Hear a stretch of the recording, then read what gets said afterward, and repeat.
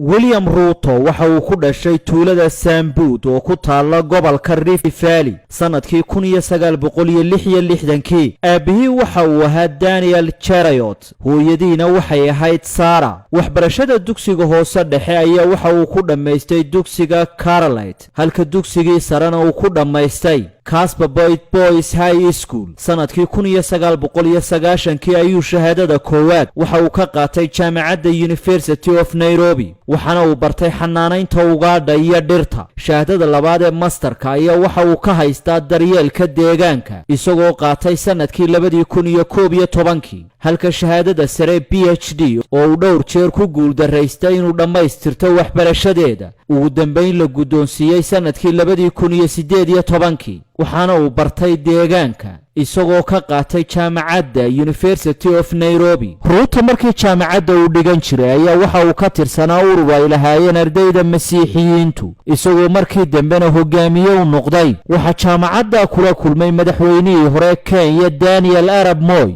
sanadkii 1990, halkaasoo ahayd meesha uu ka soo qabsaday xadhigga siyaasadda ee Kenya. sanadkii 1992 ayaa waxa uu ololeeyay madaxweyne Moi. waxa uu leeyahay beer weyn oo digaaga lagu dhaqo ku taala tuulada dhalashahaan uu ka soo jeedo Sugoi, oo uu maro jidka isku xidha magaalooyinka Nairobi iyo Eldoret. koox dhalinyaro ah oo la odhan jiray YK2 ayuu ka mid noqday, waxaana ay u ololeeyeen sanadkii 1992 sidii uu guulaysan lahaa madaxweynihii wakhtigaasi talada hayay Daniel Arap Moi. laakiin madaxweynaha ayaa kooxdaasi iska fogeeyey markii uu guulaystay.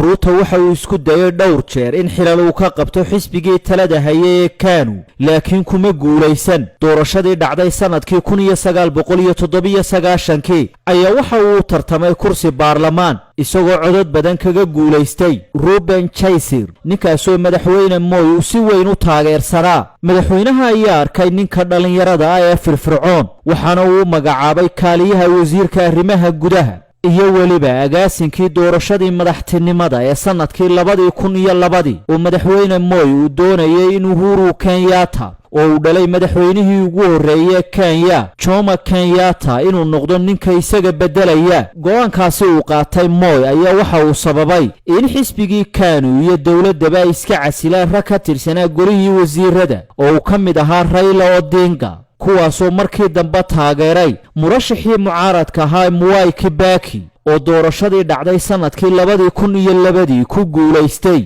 William Ruto waxa loo doortay xogayaha guud ee xisbigii KANU sanadkii 2005, halka Uhuru Kenyattana uu noqday guddoomiyaha xisbigaasi. sanadkii 2005 Kenya waxay afti u qaaday dastuurkeeda, laakiinse waxa ka soo horjeestay xisbigii KANU oo ay xoojiyeen siyaasiyiin markii hore ka mid ahaa dowladdii isbahaysigii NARC, kuwaasoo iscasilay markii ay waayeen jagooyin loo ballan qaaday, gaar ahaan Raila Odinga oo doonaya inuu noqdo ra'iisul wasaare. mucaaradka diidana aftida ayaa waxay calaamad ka dhigteen liin macaanta ama oranjta oo u taagnayd maya, halka dowladdana calaamadeedu ay ahayd muuska oo u taagnayd haa. William Ruto waxa uu ku dhawaaqay sanadkii 2006 inuu u taagan yahay murashaxa madaxweynenimo ee xisbiga ODM, laakiinse waxa kaga adkaaday tartankii xisbiga dhexdiisa Raila Odinga.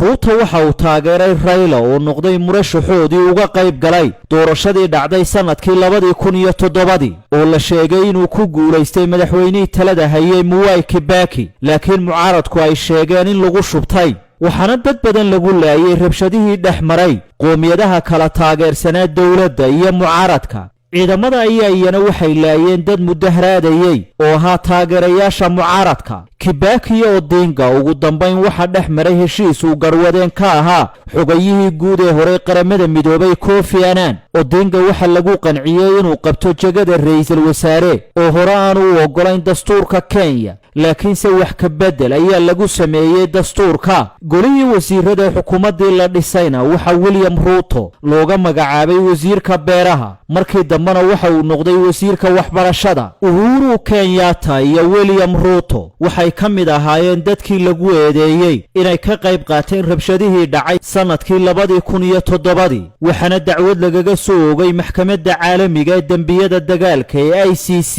ee fadhigeedu yahay magaalada The Hague. laakiin labadani nin ayaa waxay samaysteen isbahaysi siyaasadeed oo cusub oo loo odhan jiray Jubilee sannadkii 2012 iyagoo ka guulaystay Raila Odinga oo hogaaminayay xisbiga ODM. uhuru iyo ruuto oo ahaa madaxweyne iyo ku-xigeen ayaa ka qayb galay fadhiyo ay yeelatay maxkamadda ICC oo dacwada ku soo oogtay, laakiin ugu dambayn dacwadahaasi ayaa meesha laga saaray kadib markii loo waayay caddaymo ku filan.